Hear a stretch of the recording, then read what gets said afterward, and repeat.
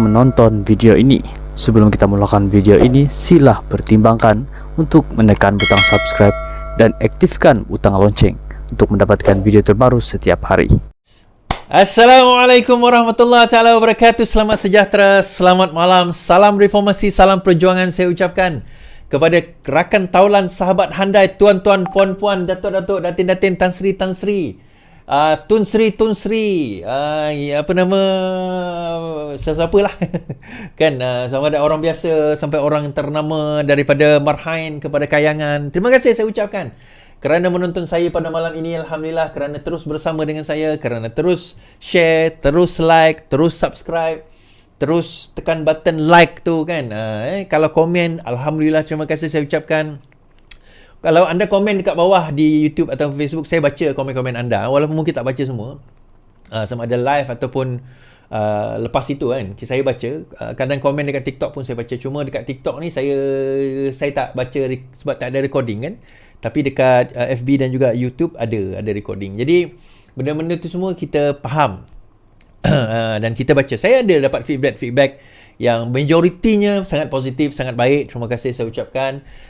Yang mengutuk tu saya tengok jarang.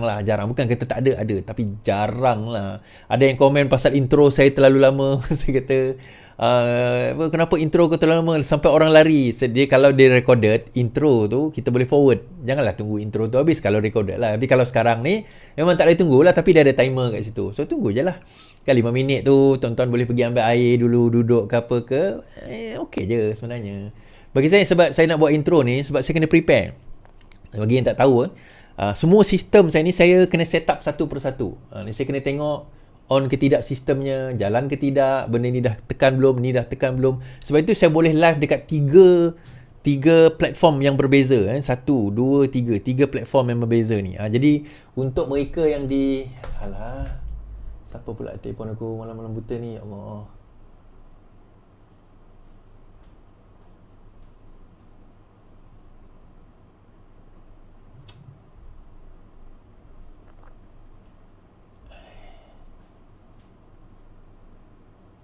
Janganlah call aku masa ni. Sekejap.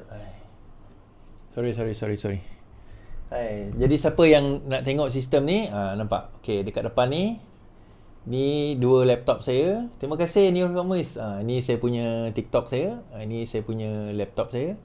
Dan ni ada dua sistem. So saya ada dua benda yang main kat situ kan. Jadi as you can see kan, jadi sebab itu kenapa saya buat lama. Saya kena prepare, susun satu-satu. Dan sistem ni pun yalah, bukan semua boleh ada. Okay, alright. Okay, terima kasih saya ucapkan. Okay, so malam ni insyaAllah kita berbicara beberapa perkara. Pertama, serangan terhadap kroni Mahathir sudah bermula. Persoalan, adakah anak Mahathir bakal jadi Menteri Besar Kedah untuk sailang Sanusi jadi Menteri Besar Kedah kerana imej terlalu buruk yang dibawa, maka PAS kena ada satu imej lain. Dan sebab itukah kenapa Mahathir pergi jumpa dan juga proklamasi Melayu itu dipersetujui oleh Mahathir dan juga Hadi tanpa bersatu ada dekat situ, persoalan. Dan juga di mana tim B PAS sekarang ini nak burukkan Sanusi. Disebut juga 10 wallet. Salah hijau wallet aku ni. 10 wallet yang akan sertai PAS. Dikatakan sertai PAS atau keluar daripada UMNO, bakal sertai PAS. Siapakah mereka? Dan juga kesaranan pemuda UMNO yang mengatakan sekarang ini DAP perlu minta maaf. Ini komentar saya tentang perkara ini, yang golongan-golongan yang tak boleh nak move on ni. Tiba-tiba banyak cerita Tajuddin Rahman hari ini datang kepada Perhimpunan Agung UMNO. Lepas tu dia kata sebenarnya Ahmad Marslan lah yang salah dalam hal ini. Dia kena gantung loh. Dia datang, dia kata Ahmad Marslan salah. So salah apa? Kemudian Sanusi persoalkan pengampunan Anwar di mahkamah. So kita akan komen kenapa Sanusi tiba-tiba nak bawa kes pengampunan Anwar di mahkamah itu. Dia kata tiba-tiba dia nak apa orang kata, dia nak langgar lah. Basically dia nak kata benda tu tak betul dan sebagainya. Dan PN Okey, subsidi ayam dan telur diteruskan. Tapi pada tahun 2022, PN dimasukkan subsidi. Menyokong proklamasi Melayu seperti menentang kerajaan YDPA. Itu antara soalan-soalan kita. Banyak-banyaklah sebenarnya topik kita ni, tapi tak apa. Kita pergi satu persatu, tuan-tuan. So, timbul kegusaran beberapa hari yang lepas, di mana 1 Julai dikatakan bahawa subsidi akan dimansuhkan. Dikatakan 1 Julai subsidi telur dan ayam akan dimansuhkan. Okey, untuk makluman tuan-tuan dan puan-puan, perkara itu antara perkara yang disebut oleh Mat Sabu. Saya tak pasti disebut atau tidak, tetapi perkara ini disebut sebenarnya oleh Alexander Lantalinggi sewaktu dia jadi Menteri KPDN pada tahun lepas, pada tahun 2022. Pada 1 Julai, harga ayam dan juga telur dan subsidi minyak akan dimansuhkan mulai 1 Julai ini. Bukan Julai ini, Julai tahun lepas. Okay, kita baca ni kenyataan daripada PN masa mereka memerintah tahun lepas. Kementerian KPDN HP memutuskan harga kawalan siling ayam, telur ayam dan subsidi minyak masak tulen bagi pek kemasan botol tidak akan diteruskan mulai 1 Julai ini. Menterinya Datuk Alexander Lantalinggi berkata harga barang itu dijangka meningkat dan akan ditentukan oleh pasaran. Beliau berkata tindakan ini dibuat bagi memastikan makanan harga pasaran akan lebih stabil dalam tempoh jangka panjang. Kami jangka harga siling ayam akan naik selepas 30 Jun berbanding RM8.90 sekilogram ketika ini. Tetapi pihak industri telah memberi jaminan harganya tidak akan naik terlalu mendadak. Saya dimaklumkan oleh pihak industri bahawa harga siling ayam akan berlega sekitar 10 kg. So, yang ni bukan berita yang saya baca untuk tahun ni. Yang ni adalah pada tahun lepas, tahun 2022, Perikatan Nasional menjadi kerajaan. Mereka telah memansuhkan harga siling ayam, telur dan subsidi minyak juga dimansuhkan. Itu untuk makluman. Tuan-tuan dan puan-puan, ini bukan tahun ini punya. Ini tahun lepas punya. Tetapi untuk tahun ini, ada kegusaran mengatakan bahawa perkara ini mungkin boleh berulang kembali. Namun begitu, kerajaan telah memberi jaminan pada hari ini, kerajaan akan teruskan subsidi ayam dan juga telur. Kerajaan akan meneruskan pemberian subsidi kepada peternak ayam dan pengeluar telur. Kenyataan bersama Kementerian Pertanian dan Keterjaminan Makanan dan KPDN HP, keputusan itu dibuat bagi memastikan industri ayam dan telur terus berdaya tahan dan pada yang sama memastikan kesejahteraan rakyat. Setelah mengambil kira semua aspek termasuk memastikan industri ayam dan telur kekal mampan serta kebajikan rakyat terus terbela, Perdana Menteri telah bersetuju dengan cadangan KPKM dan KPDN supaya pemberian subsidi dan kawalan harga telur diteruskan mulai 1 Julai 2023, kata kenyataan itu.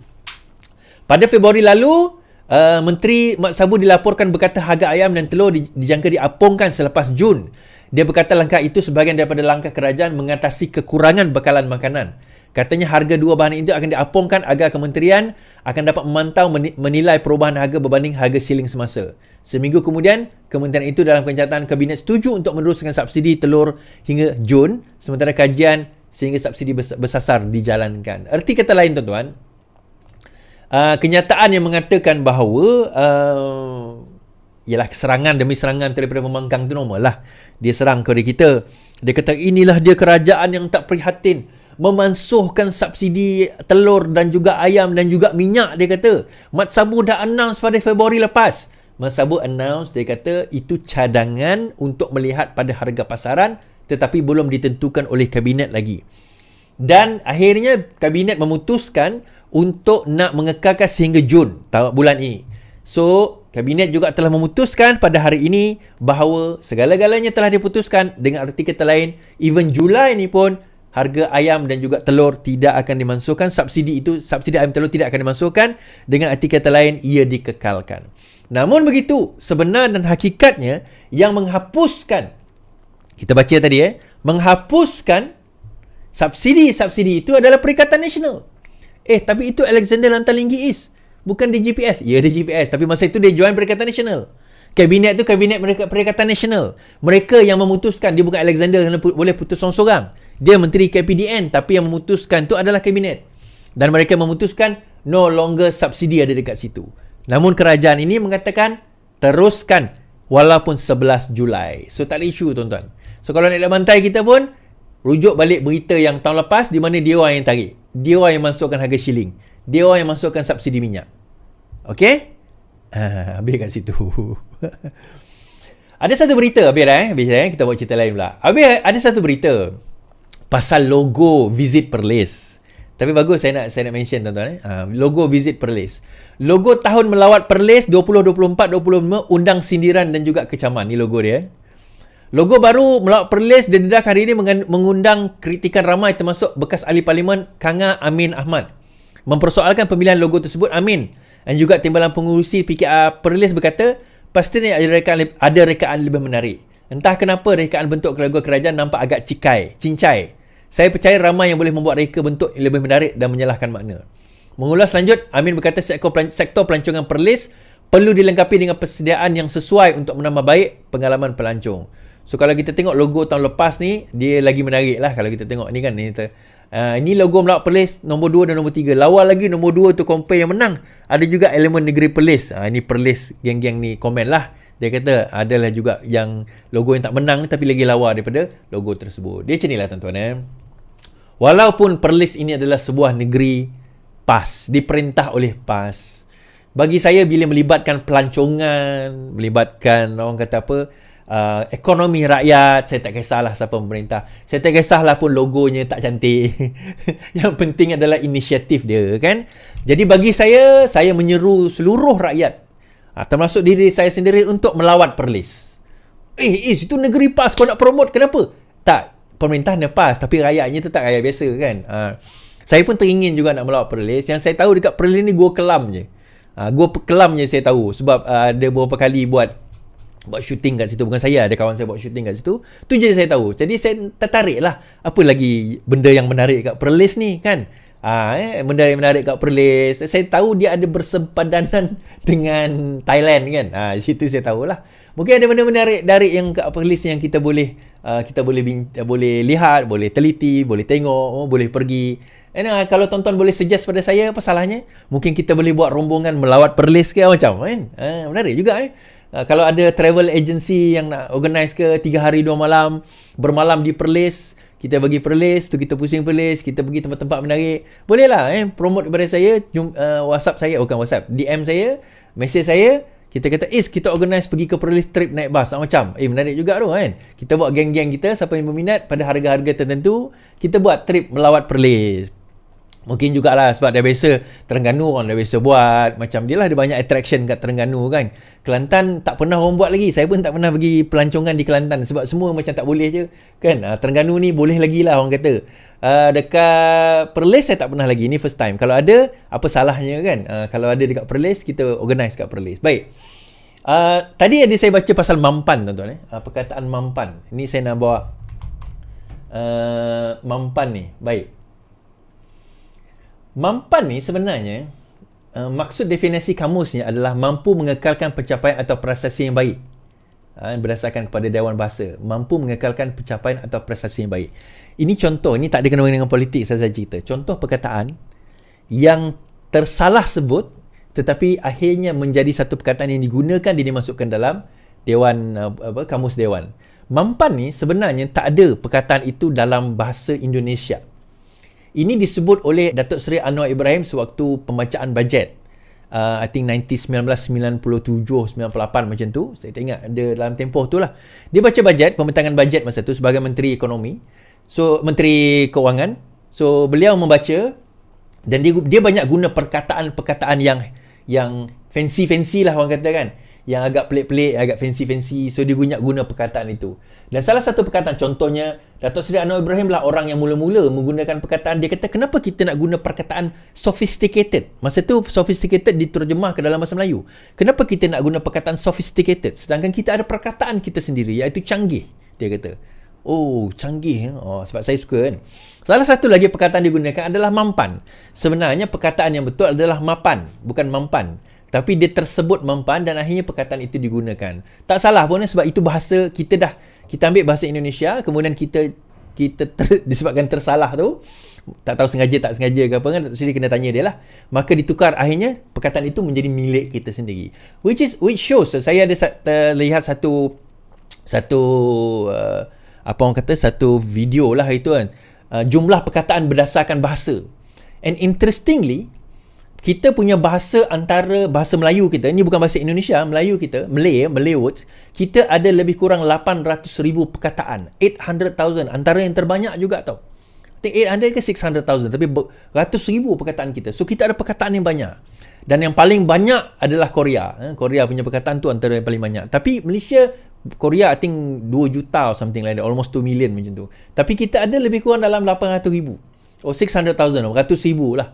So lebih banyak, even mungkin setara ataupun bawah sikit daripada English. So kita ada banyak kosakata yang kita boleh gunakan. Menarik tuan-tuan. Ini saja extra things yang kita boleh ambil ilmu daripada situ. Baik. Berkenaan dengan isu Warlords, kita nak pergi Warlords dulu ke? Sebelum kita pergi Warlords ni, kita pergi cerita DAP minta maaf. DAP perlu minta maaf lah. Okay, kita pergi cerita DAP perlu minta maaf.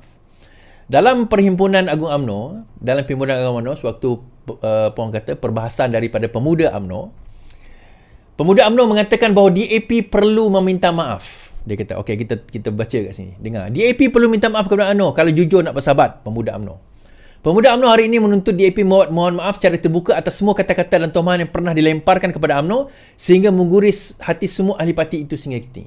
Kata Pemuda UMNO, Muhammad Akmal berkata jika DAP boleh membuat mohon maaf secara terbuka kepada GPS, mengapa tidak kepada UMNO? Pemuda UMNO menuntut DAP membuktikan segala tuduhan, pemikiran dan cakap UMNO anti-Melayu, anti-Islam, rasis, tidak semua akan berlaku dalam kerajaan perpaduan ini. Kalau mahu masa tubuh kerajaan dulu, DAP boleh terbang ke Sarawak, berjumpa dengan GPS minta maaf. Kenapa hari ini tak boleh, dia kata. Yang pertama, ni saya ceritalah sebelum saya komen tentang benda ni. Yang pertama, untuk makluman tuan-tuan dan puan-puan, DAP Sarawak dan DAP Semenanjung, dia dua DAP yang berbeza. Apa sahaja pula? Satu parti. Ya, dia satu parti. Tetapi DAP Sarawak sejak perjanjian 1965 kalau tak silap, 60 something, 60 something, DAP Sarawak mempunyai kuasa autonomi mereka sendiri. So, bila GPS memohon mereka meminta maaf, yang meminta maaf itu adalah DAP Sarawak. Bukan kata DAP itu tak minta maaf, yang pusat tu tak minta maaf. Tak, sebab GPS tu refer kepada DAP Sarawak. Ni kita kena tahu PKR tak ada autonomi. PKR central. Tapi DAP Sarawak dia ada autonomi. And that is why kenapa masa Pakatan Harapan bertanding hari itu menggunakan logo Pakatan Harapan, DAP Sarawak tak menggunakan logo Pakatan Harapan. Mereka guna logo DAP. Dia ada prerogatif, dia punya kuasa autonomi mereka sendiri. Itu yang pertama. Now, yang kedua, pemuda tu kata kena marah, kena minta maaf, DAP kena minta maaf. Saya kata yang macam ni. Yang pertama, DAP bukan menyertai Barisan Nasional ataupun UMNO menyertai Pakatan Harapan. Tak ada. Tak ada coalition itu. Kita ada pembentukan kerajaan dipanggil inconvenient marriage. Perkahwinan disebabkan oleh keadaan. Keadaan itu adalah kita kena membentuk kerajaan yang diminta oleh Yang di-Pertuan Agong. Ini bukan yang kita nak. Faham? Ini bukan yang kita nak. Kalaulah Pakatan Harapan tu majority, dia tak nak pun bergabung dengan UMNO. Sama juga kalau UMNO itu majority, dia tak akan nak bergabung dengan Pakatan Harapan. Faham?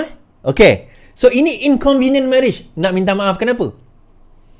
Yang ketiga saya kata, kalau nak minta maaf, DAP nak minta maaf, UMNO pun kena minta maaf dengan DAP. Setahu saya yang paling banyak attack, ni tuan-tuan saya cakap ni sebab UMNO dah mula attack. Bukan UMNO lah, pemuda dia lah. So kena tahan lah. Kena tahan je lah. Kau attack kita, takkan kita duduk tala macam tu je. Yang banyak attack DAP tu juga adalah orang UMNO. Tuan-tuan ingat RBA tak? Red Bean Army. Ni saya buka cerita malam ni. Red Bean Army itu, RBA itu, dicipta oleh siapa tuan-tuan? Dicipta oleh UMNO. DAP tak pernah pun ada RBA. Kalau ada RBA, tentu UMNO dah tahu sekarang ni. Dan tentulah DAP lah orang yang mula menggunakan RBA nak menentang. RBA tak pernah wujud. Red Bean Army itu tak pernah wujud. Dia diwujudkan oleh UMNO. Kenapa diwujudkan oleh UMNO? Saya jumpa orang yang antara pengasas RBA ni, orang Melayu kita. Dan tak ada dalam UMNO dah. Dia dah lompat pada parti lain. Dia cerita, saya antara pengasas RBA. Saya lah orang yang memulakan RBA antara. Dan dia namakan beberapa nama yang memulakan RBA. Dan dia kata dia dapat dana pada waktu daripada UMNO. Untuk tujuan apa? Pecah belahkan Pakatan Rakyat. Kemudian memastikan supaya rakyat nampak bahawa DAP ni jahat. Dan perkara ini bila tengok forum wacana malam tu kan. Ni saya tak nak cerita tapi orang UMNO dah buka cerita, kita buka cerita lah. Saya tengok wacana malam tu dekat Sina kan. Bila saya tengok wakil UMNO cuba membela DAP, cuba membela hubungan dengan DAP tu. Dalam hati saya tersenyum sendiri, saya kata. Kadang-kadang kan, tuan-tuan, saya nak kata orang DAP ni, yalah ada lah. Bukan saya kata tak ada DAP tu, orang-orang dia. Bukan DAP tu, macam saya kata lah, bukan PAS, bukan UMNO tu yang jahat, bukan PAS yang jahat. Orang-orang di dalam tu, 2-3 orang itu yang, orang kata apa, terlebih lajak, kita kata. Ada. Semua parti ada. Semua parti ada terlebih lajak. Tapi dalam masa yang sama, jangan kita salahkan semuanya. Jangan kita blame semuanya. Hanya kerana perkara itu, kita tu nak blame semua orang di dalam parti itu salah. Salah tu satu hal, tuan-tuan.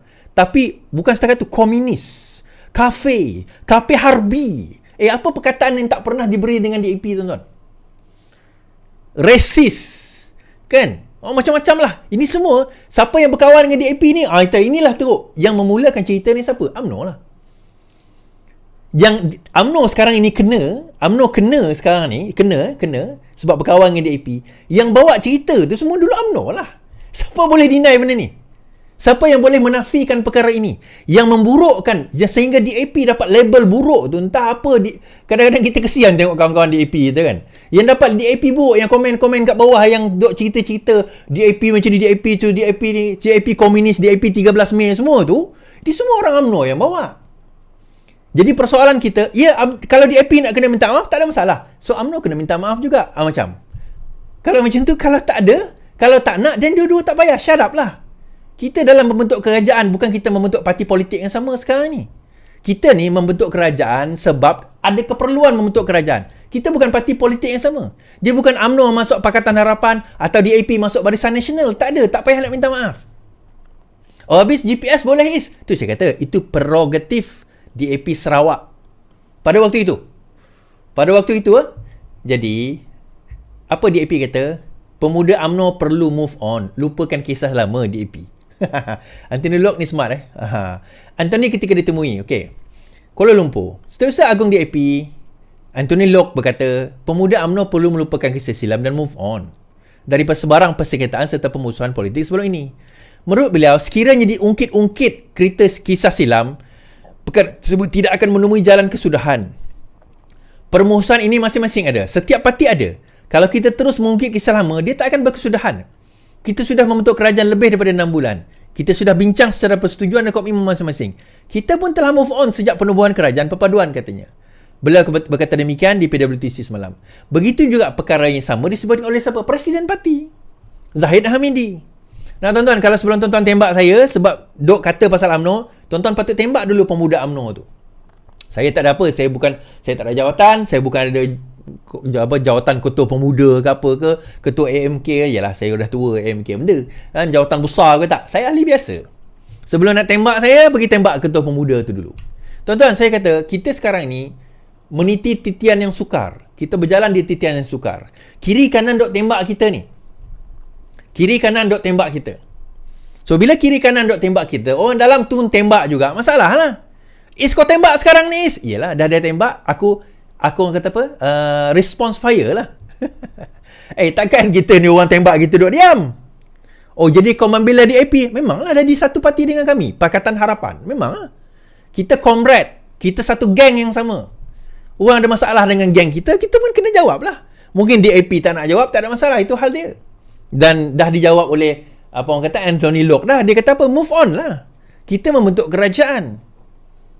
Kita nak membentuk kerajaan, kalau ditakdirkan Pakatan Harapan ada majoriti, tak perlu kita pada UMNO.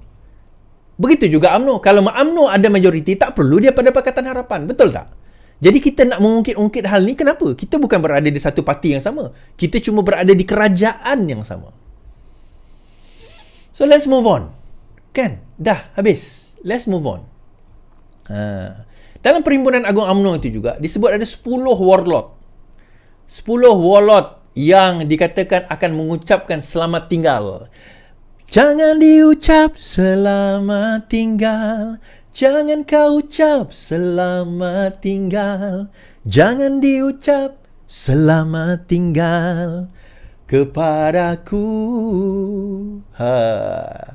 Zahid ucap selamat maju jaya kepada 10 warlord UMNO. UMNO mengucapkan selamat maju jaya kepada 10 warlord mereka yang bakal menyertai blok pembangkang menjelang PRN di 6 negeri tidak lama lagi. Salah seorangnya Anwar Musa lah. Presiden UMNO berkata tindakan itu memang telah dijangka sejak awal lagi. Saya dimaklumkan bahawa mereka berhasrat untuk menyertai parti-parti lain. Saya ucapkan selamat berjaya kepada mereka. InsyaAllah bagi PRN di 6 negeri nanti kita akan menyusun gerak kerja bersama dengan rakan-rakan dalam kerajaan perpaduan, katanya. Beliau berkata ketika diminta mengulas dakwaan 10 warlord dalam parti itu akan menyertai blok pembangkang dalam masa yang terdekat. Pada 5 Jun, Ketua Penerangan Peribumi Datuk Ghazali Idris dilaporkan PN dijangka akan mengumumkan sekurang-kurangnya 10 warlord dalam UMNO yang bakal menyertai gabungan itu sebelum PRN nanti. Dakwah Ghazali ke semua mereka yang terlibat adalah nama besar yang disisihkan daripada UMNO.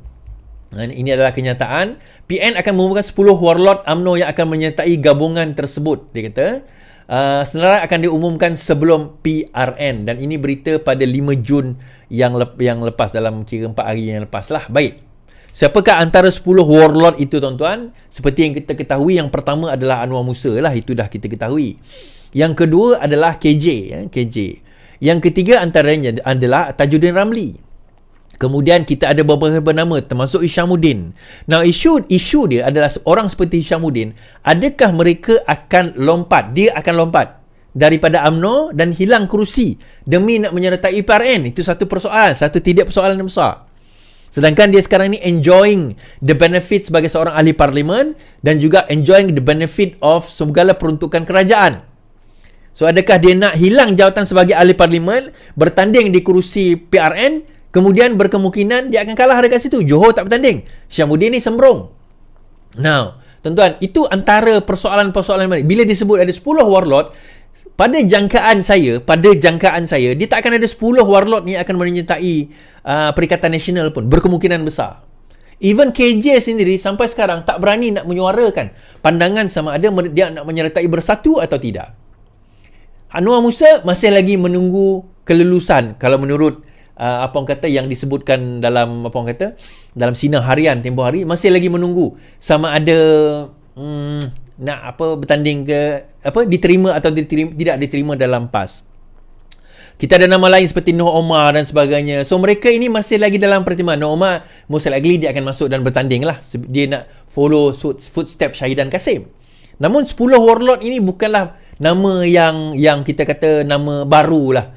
Tuan-tuan tengok je siapa yang kena gantung itu. Itulah antara nama-nama baru, nama-nama yang bakal disenaraikan untuk nak melompat antara lain. Ada kemungkinan nama lain yang apa orang kata yang ada masalah lah. Tetapi ada atau tidak kita pun tak pasti. Siapakah mereka kita tak pasti sangat buat masa ini, tapi kita tunggu pengumuman pada apa orang kata pada ujung PRN nanti. Baik. Tajuddin, okey, boleh menyebut tentang pimpinan agama UMNO juga kan. Tajuddin Ramli, Tajuddin Ahmad Rahman, Tajuddin Rahman. Tajuddin Ramli tu orang lain. Tajuddin Rahman, dia katakan bahawa dia antara orang yang digantung tetapi hadir dalam Perhimpunan Agung UMNO yang lepas. Menarik dia orang yang digantung tetapi hadir dalam Perhimpunan Agung UMNO yang baru-baru ini. Baik, kita baca kenyataan beliau. Dia sebut tentang proklamasi Melayu dan dia kata proklamasi itu ada tapi tak dijaga, kata Tajuddin. Baik. Ini pada hari ini. Kuala Lumpur, bekas ahli parlimen Pasir Salak, bekas parlimen Pasir Salak, Tajuddin Rahman berkata proklamasi orang Melayu yang diilhamkan oleh bekas Perdana Menteri Mahathir bukan suatu yang baru. Sebaliknya, inisiatif serupa pernah dilakukan sebelum ini pada 2018 oleh beliau sendiri di Pasir Salak. Ya, saya ingat.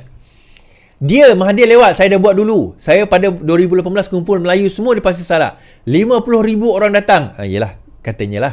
Hadi Awang datang rumah saya berdiri atas pentas, katanya. Di tepian Perhimpunan Agung UMNO. Beliau meminta orang yang meragui perkara itu melihat Perhimpunan Melayu di laman video popular YouTube.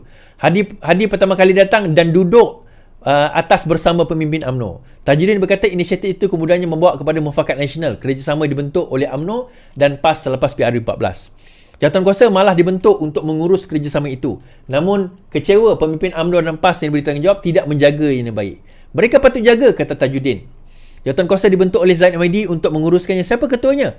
Tok Mat. Siapa ahli jawatankuasa? Zamri, Ashraf Wajdi, Anwar Musa, Tuan Ibrahim Tuan Man, Taqiyuddin. Nak nama lagi, katanya. Mahathir sebelum itu berkata proklamasi diilhamkan itu bertujuan menyatukan orang Melayu melangkaui garis politik. Ia menarik sokongan daripada beberapa pemimpin pembangkang termasuk PAS, Presiden PAS dan Timbalan Bersatu Ahmad Faizal Azumu. Now, dalam masa yang sama, Tajudin hadir di PAU 2023 dan mendedahkan punca kegagalan UMNO, dia kata, bila UMNO kalah dalam PRU yang lepas.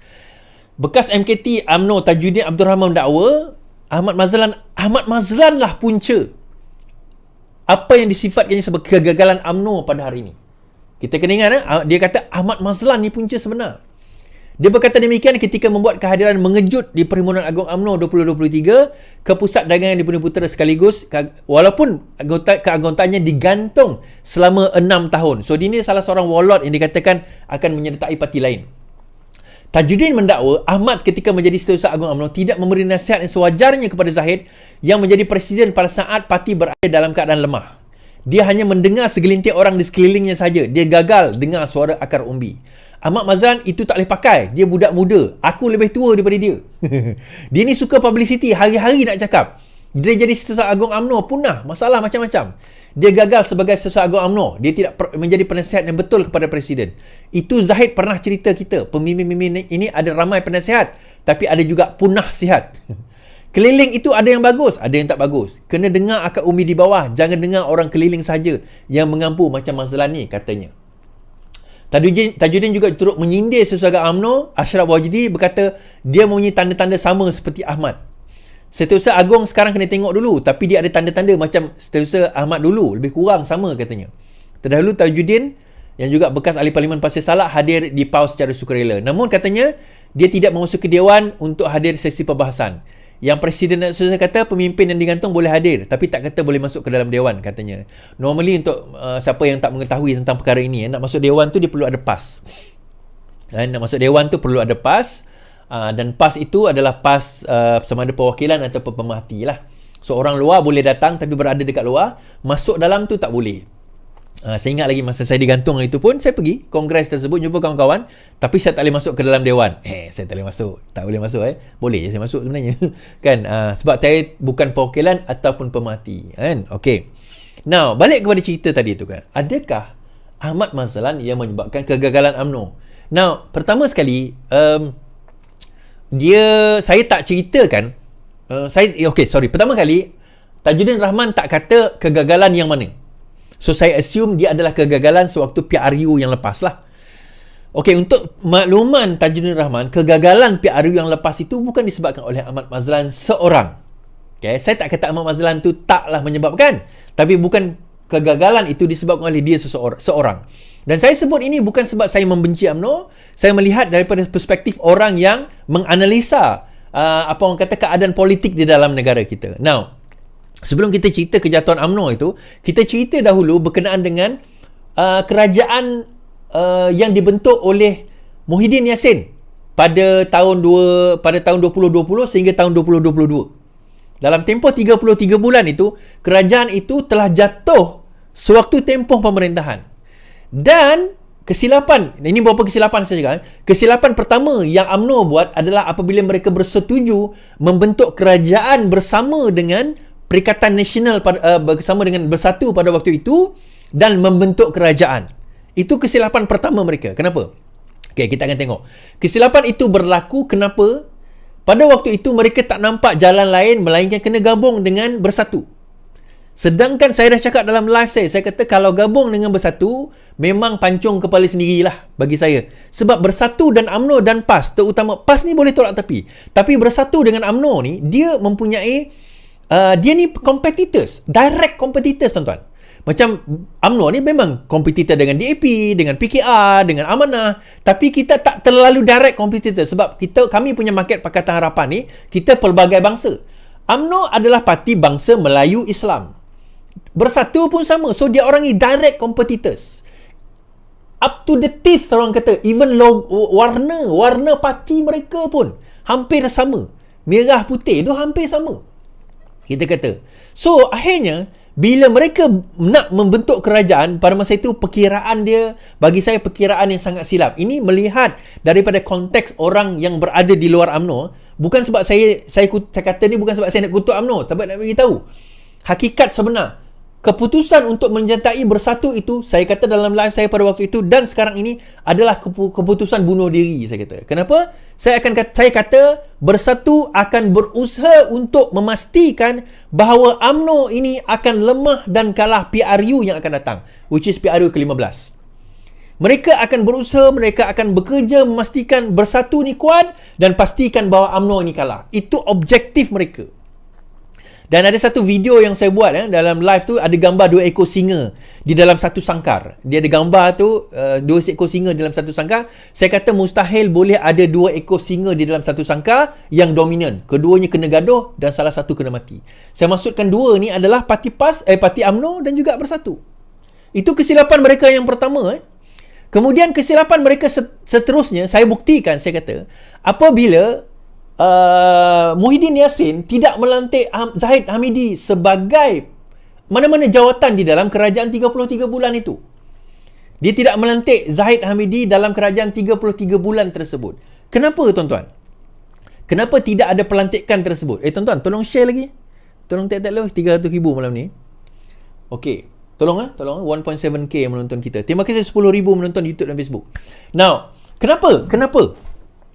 Kenapa itu adalah satu perkara kesilapan lagi kita kata? Pada waktu itu, dia tidak melantik Zahid Hamidi atas tujuan apa? Sebab itu saya kata, kita kena faham mentaliti bersatu. Mentaliti bersatu ni mudah, tuan-tuan. Nak bunuh UMNO, itu yang pertama. Dan bukan salah bersatu. Itu memang sebahagian daripada strategi politik mereka. Yang salah pada waktu itu adalah UMNO. Kerana UMNO tak nampak ataupun mereka mungkin terlalu luka sehingga mereka grab je, desperate pada waktu itu, desperate. So akhirnya dia tak lantik. Kenapa dia orang tak lantik Zahid Hamidi? Sebab Zahid Hamidi itu kluster mahkamah katanya. So kami nak bersih dan stabil. Kami tak nak ada di dalam pimpinan kami mereka yang ada masalah. Okey. So apa yang berlaku? Dia kata UMNO pada waktu itu, sewaktu beberapa bulan dah membentukkan kerajaan, beberapa hari sebelum membentukkan kerajaan, mereka bermesyuarat. Dan dalam mesyuarat tersebut mengatakan, dalam mesyuarat UMNO itu, hari ini saya ceritakan, UMNO mengatakan bahawa tidak boleh ada sesiapa di kalangan kita mengambil jawatan di dalam kerajaan Muhyiddin Yassin sehinggalah presiden kita diberikan jawatan dan juga majlis tertinggi kita diberikan jawatan. Pada waktu itu hampir kesemua ahli majlis tertinggi UMNO, majlis kerja tertinggi UMNO ada kes mahkamah. Okey? Jangan ambil jawatan. Ahli UMNO semua, ahli parlimen jangan ambil jawatan. Namun begitu, bila dah setuju semua, dah dipersetujui dengan mesyuarat tersebut, ada yang tamak, ambil jawatan. Adham Baba ambil jawatan, KJ ambil jawatan, Anwar Musa antara yang ambil jawatan. Padahal dia adalah mesyuarat tu. Termasuk Azalina, tapi Azalina dia pusing last minute. Dia sokong Zahid last minute. Sebab itu dia selamat dalam politik dia. Termasuklah Tajuddin Rahman ni, dia kemudian dia dapat jawatan apa? Jawatan apa orang kata dipanggil? Apa dipanggil tu? Duta khas, kan? Ada jawatan-jawatan yang dipegang oleh UMNO pada waktu itu. Sehingga kan bila Anwar Musa mendapat jawatan tersebut, dia dipecat daripada Barisan Nasional sebagai Susah Agung dan dia dipecat daripada Majlis Kerja Tertinggi UMNO. Dia tak kisah, dia masa itu jadi menteri wilayah kalau tak silap saya. So mereka-mereka ini dah, maksudnya dalam kerangka yang pertama, langkah strategi pertama bersatu, dia dah berjaya melemahkan UMNO dengan cara lantik, pecahkan UMNO pada waktu itu. Saya kata UMNO berpecah. Dia ada golongan geng Hishamuddin ni. Tun Hussein On dapat jawatan, antara yang dapat jawatan. Ini saya kata, geng Hishamuddin, geng Azmin ni, dia akan membentuk ketumbukan mereka kita. Dia ada satu lagi geng Zahid. Kelebihan Zahid adalah dia ada kuasa di dalam parti, tetapi dia tidak ada kuasa di dalam kerajaan. Now, benda ini berlarutan. Dan UMNO kacau. Saya pun kacau lah. Kita kacau, ada di antara sembilan yang kacau. Dan akhirnya, mereka kata, tak boleh tidak, kita kena ambil tindakan. Bila Najib dia dapati bersalah, bila apa orang kata masih lagi dibicarakan, kemudian Zahid pun dibicarakan walaupun tidak dapati bersalah dalam first case, dan second case tetap mereka semua dia macam dia di parade pada waktu itu dalam kerajaan. So test yang pertama kepada UMNO dan Bersatu adalah pilihan raya negeri Johor dan pilihan raya negeri Melaka. Dua negeri ini menjadi ujian kepada kedua-dua parti ini. Akhirnya telahan saya betul bahawa mereka sedang bergaduh teruk. Dan disebabkan selepas oleh Johor, di mana UMNO menang, kita kata Melaka pun UMNO menang. Pada masa itu UMNO merasakan dua perkara. Pertama, tiba masa kita kena ambil alih kerajaan, bukan perpaduan, kerajaan pada waktu itu. Kerajaan Muhyiddin, kita kena ambil alih. Itu yang pertama dia kata. I think dia berlaku sebelum ke selepas, macam itulah. Dan yang kedua, selepas, ialah kita kena bubarkan parlimen kerana kita sudah menang di Johor, indikasi kita boleh menang PRU. Itu kesilapan ketiga UMNO, di mana di Johor itu dia jadi batu aras bahawa dengan menang Johor, menang Melaka, mereka boleh menang seluruh Malaysia. Itu kesilapan yang besar lah dalam strategi politik. Namun, strategi yang mengatakan kita kena take over itu dah dibaca awal oleh Muhyiddin Yassin. Jadi Muhyiddin akhirnya lantik Ismail Sabri jadi Perdana Menteri dan bukan Zahid. Dia masih juga up to the last minute. Memastikan bahawa Zahid tidak jadi Perdana Menteri. Kenapa? Now, apa benda saya cakap ni pun, yang ni saya ada respect dengan Zahid Hamidi. Zahid Hamidi, dia ada killer instinct. Yang ni saya respect dengan Zahid Hamidi, dia ada killer instinct. Sebaik saja pembentukan kerajaan baru, dia dah belajar dah. Okay, dia dah kalah sebagainya, dia dah tahu, okay, learn from the mistake, bagus, Zahid dah belajar. So the first thing dia fikir, dia kata pertama, saya dah cakap dalam live saya masa sebelum pembentukan kerajaan Anwar Ibrahim, saya kata Zahid, UMNO takkan bergabung dengan PN. Mati-mati pun UMNO takkan bergabung dengan PN. Sejarah itu ada, dan sejarah itu baru mereka lalui tahun lepas. Bagi mereka, mudarat yang lebih teruk sebenarnya adalah bersatu. PAS lah yang follow, PN lah. PN ni mudarat yang lagi teruk. DAP, mudarat itu diciptakan oleh UMNO. UMNO yang cipta mudarat tu. Mudarat tu sebenarnya tak wujud. Tak benar. Setakat cakap ni Melayu, resis semua, itu benda kecil bagi political decision yang akan dibuat oleh UMNO. Sebab kalau mereka menyertai Perikatan Nasional sekali lagi, bergabung dengan Perikatan Nasional, perkara yang sama malah lebih teruk bakal berlaku. Sedang pada masa itu, Perikatan Nasional ada 70 lebih kerusi, UMNO setakat ada 40. Lagi teruk dia kena. 40 apa? 30 je. UMNO 20 lebih, campur PN 30. Dia ada 70 lebih, lagi teruk nanti dia akan kena. Sedangkan masa bersatu dengan PAS bergabung tu pun tak banyak kerusi, ni lagi banyak kerusi, lagi teruk dia bakal kena. So dia fikir, lebih baik kita bergabung dengan Pakatan Harapan. Lebih baik bergabung dengan Pakatan Harapan. Sebab itu, cerita malam itu, bila dia kata, Rahim Tambicik kata kan, yang ada majoriti itulah yang koman, inilah Westminster. Sebab tu saya kata dalam debat tu, dalam forum tu, kalau ada masa kita boleh bahaskan benda tu. Itu salah tu. Tak ada undang-undang mengatakan sedemikianlah caranya. Itu adalah ketetapan yang ditentukan oleh, walaupun tak ada undang-undang, yang di-Pertuan Agong. Okay? Yang tu kita bahaskan kod lain. Now, bila pembentukan itu berlaku, Zahid Hamidi kata, baik, aku kena bersama dengan Pakatan Harapan. Kenapa? Sebab Pakatan Harapan ini, dia bukan direct competitor. Kan saya sebut tadi direct competitor kan? Direct competitor adalah PAS, direct competitor adalah Bersatu kepada UMNO. Sebab apa? PAS Parti Melayu Islam dia punya market, Bersatu Melayu Islam dia punya market, UMNO Melayu Islam dia punya market. Sama market dia orang. So dia orang direct competitor. Pakatan Harapan indirect competitor. Dia kompetitor juga tapi indirect. Ada banyak ruang yang mereka boleh kerjasama. So akhirnya bekerjasama. Yang pertama, bentuk kerajaan dahulu. Okay? Yang pertama, jangan bergabung dengan PN dahulu, jangan bagi kekuatan. Yang kedua, bentuk kerajaan dahulu. Kenapa? Nah, bila dah bentuk kerajaan, syarat Zahid Hamidi mudah. Dia nak jawatan tertinggi di dalam kerajaan. Of course, Perdana Menteri tak mungkin lah. Maka dia dapat jawatan timbalan Perdana Menteri.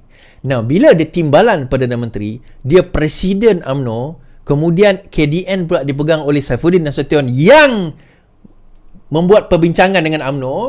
UMNO punya, dia ada satu benda yang dia nak bunuh UMNO dulu tau, melalui Perhimpunan Agong UMNO. Tak berjaya, berjaya ditunda 6 bulan lepas PRU sebagainya kan. Dah gagal. Itu kesilapan besar PN lah. Sepatutnya kalau dia nak, dia bunuh masa tu sebenarnya. UMNO haramkan terus pada waktu itu. Itu kesilapan besar Hamzah Zainuddin. dia nak biarkan UMNO sebab dia sebenarnya Now kita buat cerita tu. Kenapa Hamzah Zainuddin tak bunuh UMNO awal? Dia menteri KDN tuan-tuan. Sepatutnya UMNO kena buat Perhimpunan Agung UMNO pada Disember 2022. Tak boleh extend. Kalau tak buat, bubar UMNO. Tapi kenapa Hamzah Zainuddin tak nak tak nak bubarkan? Sebab dia confident bahawa geng-geng kalau dibubarkan masalah nanti. Orang tak akan sokong UMNO, tapi dia akan berpindah kepada Pakatan Harapan. Dia confident geng-geng Hishamuddin ni boleh naik dan lawan dengan Zahid. Tapi dia lupa pada waktu itu bila geng-geng itu nak naik, Zahid boleh buat perkeliling. Tidak ada pertandingan di presiden dan timbalan presiden. Pop, checkmate. Bila dah checkmate kat situ, dah sudah. Dia punya perangkap tu makan diri. Dia ingatkan kalau dia bagi menang, maka UMNO tu dah dikuasai oleh golongan ini, boleh bergabung dengan geng-geng yang termasuklah Anwar Musa sebagainya. Bolehlah gabung dengan geng ini. Bila tak bertanding, menang pula Zahid Hamidi. Tu saya kata Zahid Hamidi tu saya respect. Dia ada killer instinct tuan-tuan. Apa perkara dia buat? Cantas semua. Dia cantas habis.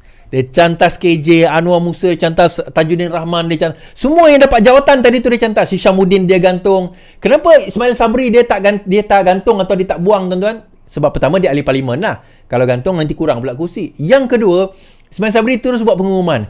Ini adalah pilihan raya terakhir saya, lepas ni saya nak bersara. Hishamuddin tak buat pengumuman. Kalau Hishamuddin tu buat pengumuman, so bila Ismail Sabri dah buat pengumuman macam tu, tak apalah.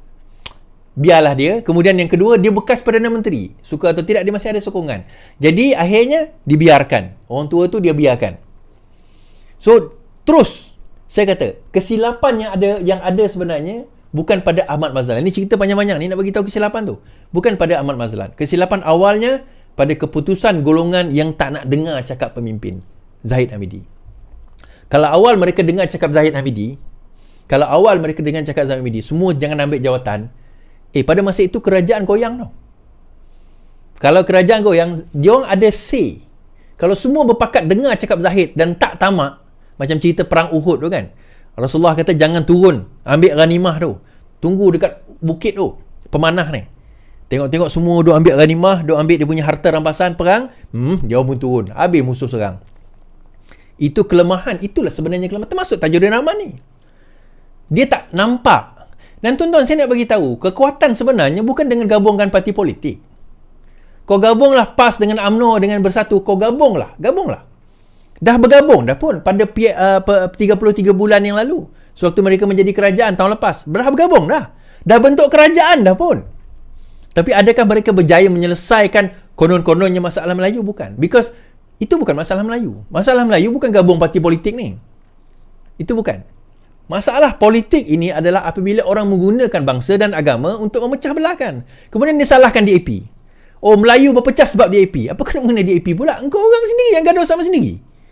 Orang Bersatu kutuk UMNO, UMNO kutuk PAS, PAS kutuk UMNO, UMNO kutuk PAS, PAS kutuk UMNO kutuk Bersatu. So masing-masing duk gaduh sama sendiri. So kalau macam tu kena bergabung lah. Dah bergabung. Mereka takkan boleh. Saya dah cakap dah. Tuan-tuan refer balik video saya tahun 2020 lebih kurang live masa tu kan, 20 awal-awal tu sampai bulan 8, bulan 9. Saya kata dia orang tak boleh bergabung. Dia orang takkan boleh bergabung, saya kata.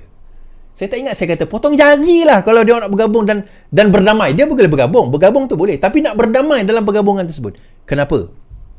Poinnya adalah satu je, ego. Masing-masing ada ego dia.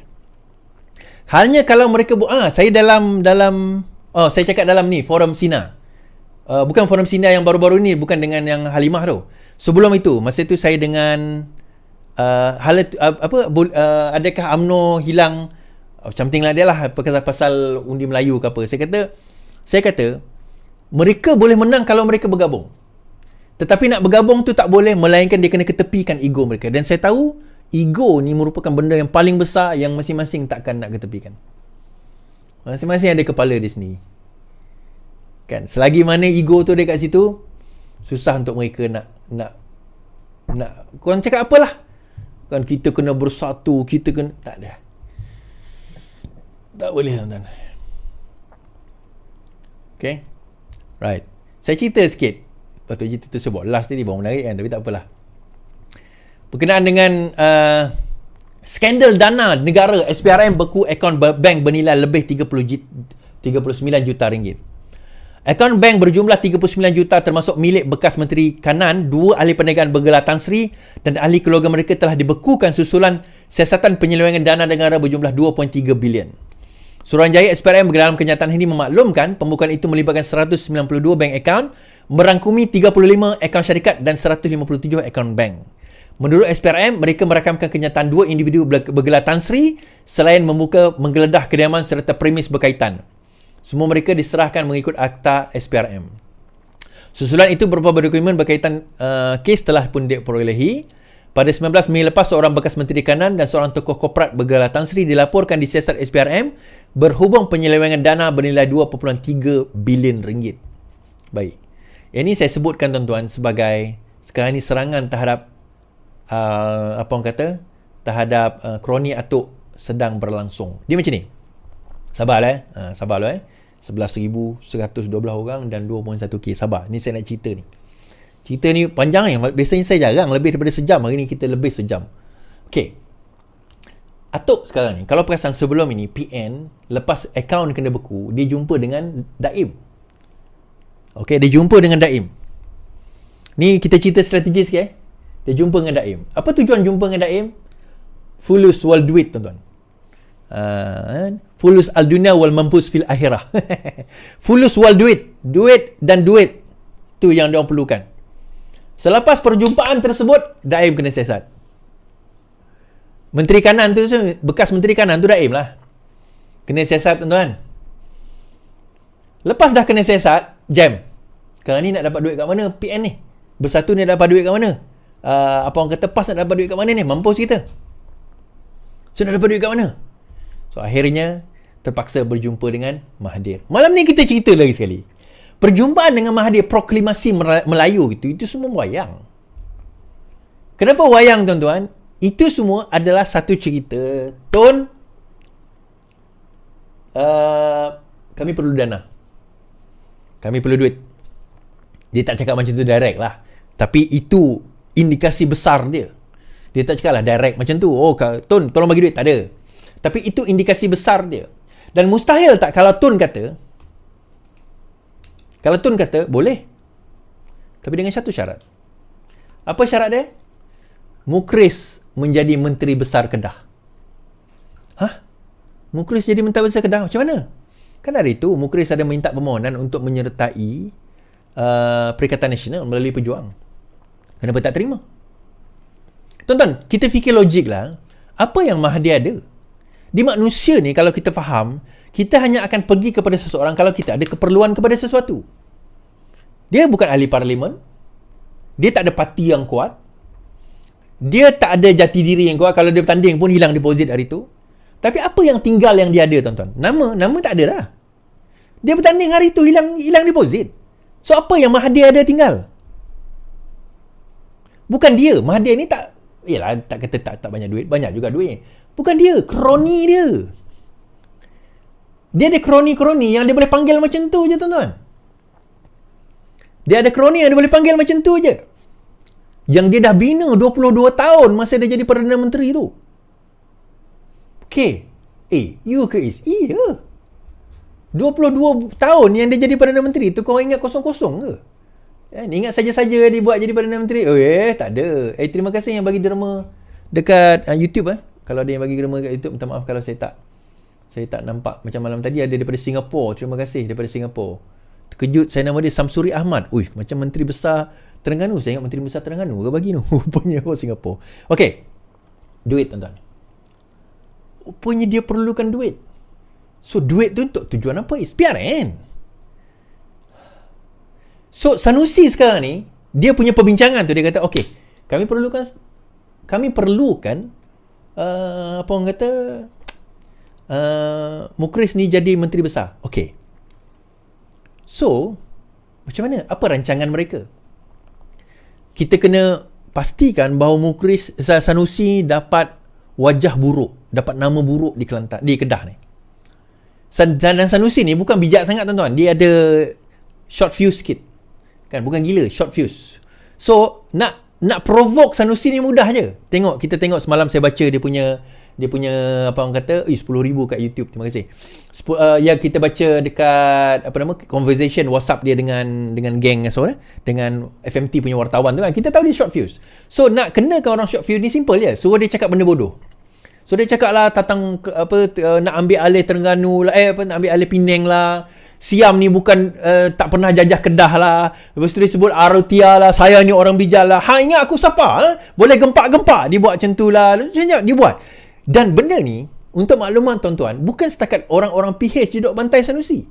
Yang duk sebar dan main benda ni adalah orang PAS sendiri. Sekarang ini dah start main. PAS yang kononnya Tim B lah, Tim B. Dan dia fitkan kepada Tim B ni untuk burukkan Sanusi. Kenapa? Kalau Sanusi buruk, datang PRN nanti, dia orang ada satu tokoh lain yang kata macam ni lah. Sanusi ni tak boleh jadi menteri besar. Tapi kita ada tokoh lain. Siapa? Kita ada Mukhris. Oh, profesional. Anak bekas warga negarawan. Berkenah juga menjadi menteri besar Kedah. Kenapa kita tak boleh ambil beliau? Lagi profesional berbanding dengan Sanusi. Kalau betul strategi ni tuan-tuan, kalau betul benda yang saya cakap ni, dan benda itu dibangkitkan, dia akan naik. Oi, jam Pakatan Harapan tuan-tuan. Jam Kerajaan Perpaduan ni. Nak bantai Sanusi macam mana? Kan, kita duk kutuk Sanusi, pop, naik satu wajah yang macam okay lah, kita kena akui Mukhris ni dia ada kelebihan dan dia ada wajah dia kita susah nak kenakan Mukhris tuan-tuan. Susah. Serius saya cakap. Susah nak kenakan Mukhris. Berbanding dengan Sanusi hentam gila-gila. Pop, tiba-tiba dia bawa nama Mukhris naik, mampus kita. Macam mana? Bukanlah kata tak boleh. Boleh lah. Tapi susah sikit lah kerja kita. Kita duk cari peluru, tembak Sanusi. Bom-bom, Mukhris naik. Dan Mukhris naik tuan-tuan, tak mustahil. Kita menyertai Perikatan Nasional. Dia tak perlu menyertai PAS pun. Pejuang diterima menyertai Perikatan Nasional. Dan pejuang sekarang ini bertanding di Kedah. Dan kalau menang, kita akan naik Datuk Seri Mukhris sebagai Menteri Besar Kedah. Oh, Jeng kita tuan-tuan. Kita duk tembak. Sekarang ni Sanusi dah makin going down. Dia punya reputation. Yelah dekat kampung orang kata, orang bagus. Belum tentu. Serangan-serangan ni dah ready ni. Kanan dah nak tujukan kepada dia ni. Tapi tak akan membawa. So, possible tak benda itu berlaku? I'm not saying it's possible to happen. Dan diburukkan lagi kes ini tuan-tuan. Saman Anwar terhadap Sanusi. Now, saman Anwar terhadap Sanusi, Anwar Ibrahim saman Sanusi. Kan? Ini antara benda yang akan menjatuhkan Sanusi. Anwar Ibrahim saman Sanusi. So, bila Anwar Ibrahim saman Sanusi kena buktikan bahawa saman fitnah. Ini bukan saman fitnah. Sanusi kena buktikan bahawa Anwar tidak bermoral sebagaimana yang disebutkan di dalam ceramah. Maka disebabkan Anwar tidak bermoral, therefore, apa yang berlaku tuan-tuan? Therefore, dia kena buktikan bahawa pengampunan itu tidak sah. So, apa dia buat? Saya kata ini strategi makan tuan, tuan-tuan. Anwar bantah permohonan Sanusi berkaitan pengampunan agung.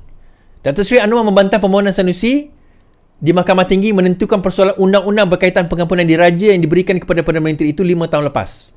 Permohonan tersebut dikemukakan berikutan saman fitnah Anwar terhadap Menteri Besar Kedah itu berhubung ucapan berbau fitnah. Menurut Anwar, permohonan Sanusi mengenai pengampunan diraja adalah di luar bidang kuasa mahkamah. Baik, saya komen ni tuan-tuan. Ini desperate gila. Sanusi desperate gila. Bila dia buat move macam ni, memang kita akan tahulah dia akan kalah lah kes ni. Kita tahu dia akan kalah kes ni. Kenapa tuan-tuan? The desperation sekarang ni sampai dia terpaksa nak mempersoalkan pengampunan diraja Anwar. Yang pertama, dah ada orang pernah buat tentang pengampunan dan orang itu kalah. Ingat tak lawyer dulu yang nak persoalkan tentang orang itu kalah. Yang kedua, kalau dia nak persoalkan sekali lagi, Anwar dah bantah dah. Berkemungkinan tak masuk court pun akan kena reject. Permohonan Anwar membantah itu akan diterima. Dan yang ketiga, membuktikan dia tak boleh bukti pun fitnah tu tuan-tuan. Dan berkemungkinan besar dia akan kalah sekali lagi. Dah lah kalah dengan Mahfuz. Sekarang ini akan kalah dengan Anwar Ibrahim. So dia akan menjadi liability kepada PAS. Sekarang ini pun dia dah jadi liability kepada PAS. Bila dah jadi liability kepada PAS, persoalan utama yang kena dijawab oleh orang PAS adalah macam mana kita nak buang Mamat ni? Kita nak buang Mamat ni macam mana? Mati kita ni. Mampus kita. Habis kita.